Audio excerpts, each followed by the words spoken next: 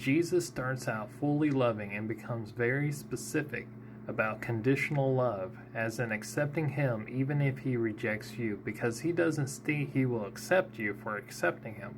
He just states you have to accept him to receive from him, but he can still reject you.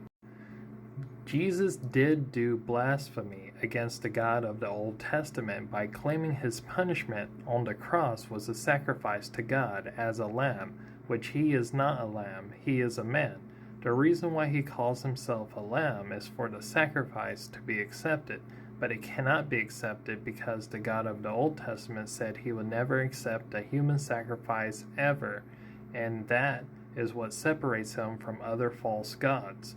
So even if someone calls themselves a lamb and they be a man, their sacrifice will not be accepted according to the God of the Old Testament.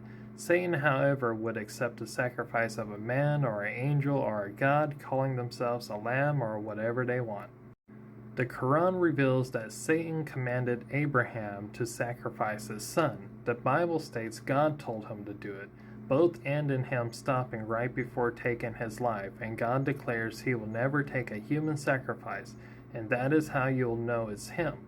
Yet Jesus makes it appear like God accepted a human sacrifice, but according to the Bible and Quran, that wouldn't be allowed by God's own statement. So the sacrifice of sins is null and void if what God of the Old Testament said was true, or it means he was a liar, or he changed his mind, which means he made a mistake.